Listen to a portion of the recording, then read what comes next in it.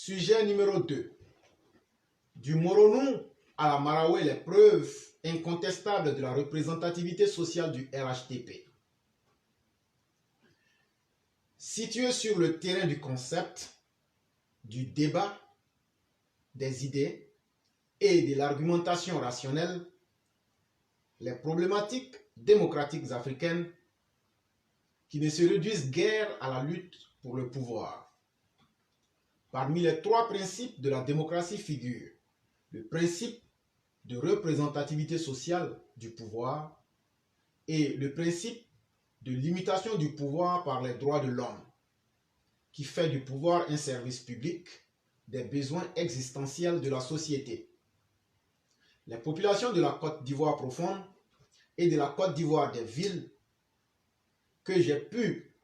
comme j'ai pu m'en rendre compte personnellement durant mon séjour en ce pays, se reconnaissent dans le programme économique, social et politique de la majorité RHDP au pouvoir. Ces populations estiment que sa gouvernance répond à leurs demandes existentielles quotidiennes et à leurs intérêts sociaux concrets.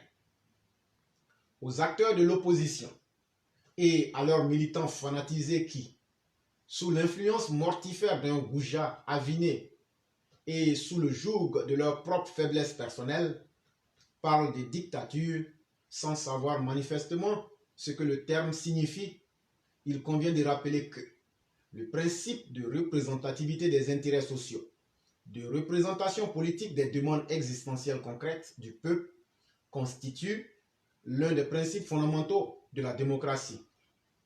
Il importe aussi de rappeler que les droits de l'homme, comme principe cardinal de la démocratie, sont ces besoins fondamentaux parmi lesquels figure au premier plan le droit à la dignité de l'existence. Ces droits de l'homme sont satisfaits par une politique démocratique efficiente qui, combinant la nécessité d'investissement à l'impératif de redistribution réalisée pour les populations, une dignité minimale des conditions d'existence grâce à la répartition des équipements publics et des infrastructures sur l'ensemble du territoire national.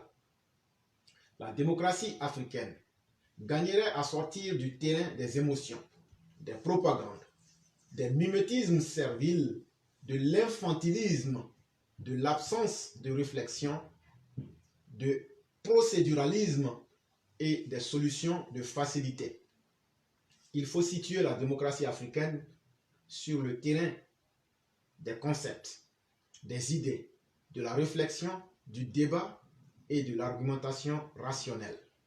C'est un article de notre père, notre aîné Alexis Diette, tout comme celui que nous allons lire pour terminer et qui a pour titre « Les négateurs du bien ». Il faut dire que c'est moi qui ai créé ce titre, mais le texte même est toujours de notre père Alexis Diette. Négationnisme, réécriture de l'histoire, mensonge cynique, défaussement sur des tierces, rejet sur l'adversaire des méfaits et des crimes qu'on a soi-même commis, corruption du langage et des mots, négation obstinée des évidences, vie dans un monde parallèle de fantasmes. Le syndrome Poutine au PPACI de M. Laurent Gbagbo, 500 francs en minuscule, et pas seulement. Et voilà le chef du PPACI, M. Laurent Gbagbo, 1000 francs en minuscule, l'artificier des années blanches, des grèves intempestives sauvages, de la fraude aux diplômes scolaires et universitaires entre 2000 et décembre 2010, durant sa décennie de malgouvernance, de l'incorporation milicienne de la jeunesse ivoirienne des années 1990 jusqu'en 2010, se défausser de manière cynique sur son adversaire politique. Et voilà cet homme dont la gestion calamiteuse saccagea le tissu social, économique et le système politique et même étatique ivoirien, durant la décennie infernale 2000 à mars 2011, au vu de tout, de la communauté internationale et nationale transférée psychopathiquement, c'est-à-dire un acte de transfert au sens psychanalytique du terme, sur autrui, ses propres démons internes et les fautes politiques qui en découlent.